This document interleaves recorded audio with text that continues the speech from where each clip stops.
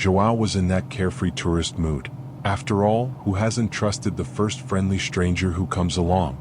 The woman seemed so innocent, with her wide smile and the promise of a quicker route to the city. But little did he know that at that very moment, the shadow of danger was starting to creep in.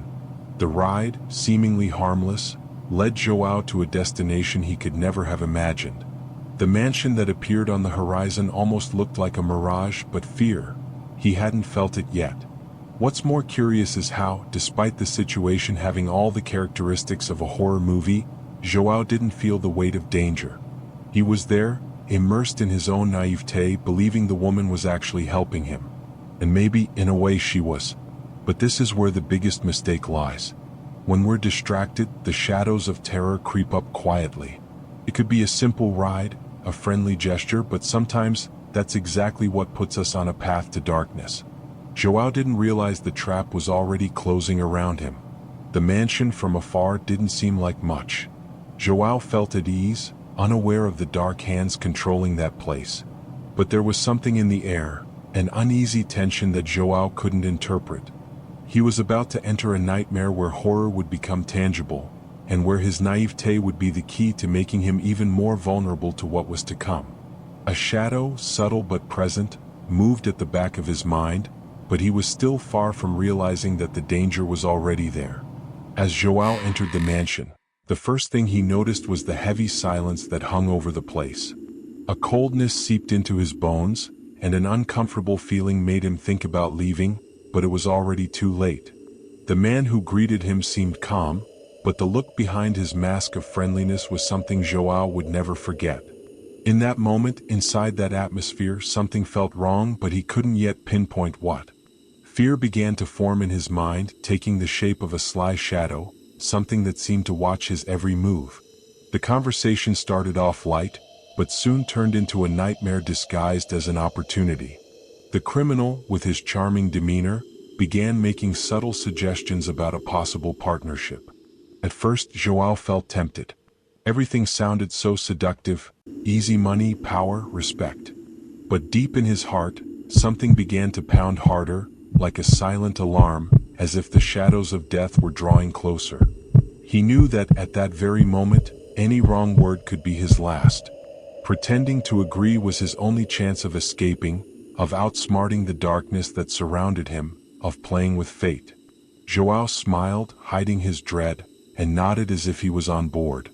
Deep down, he knew that his chance to leave alive depended on how well he could keep up the act. And it wasn't just his life at stake. In that moment, he realized that the very essence of his freedom was being tested. He was walking a fine line between fear and death, but as he walked out of the mansion, the terror that followed him was the realization of how close he had come to the edge without even knowing it. He had escaped, but not without a trace of fear that would never fade. He would never look at the world the same way again. As he drove back to the city, João could hardly believe what he had just been through. The weight of the experience, however, hit him harder and harder. His mind was consumed by the terror of realizing how naive he had been, how he had come so close to a fatal end, without even noticing. At that moment, he understood that the line between life and death is thin, and that what had seemed like a simple ride, an ordinary night, was actually hiding the horror he had barely escaped. The silent screams of the shadows that had been chasing him grew louder in his mind. He started to think about the clues he had ignored, the strange atmosphere in the mansion, the excessive friendliness, the furtive glances from the other people present. All of it was a warning. He was becoming aware that criminals aren't just distant shadows, they're much closer than we think. João didn't know it, but he could have easily become just another anonymous victim in a human trafficking operation.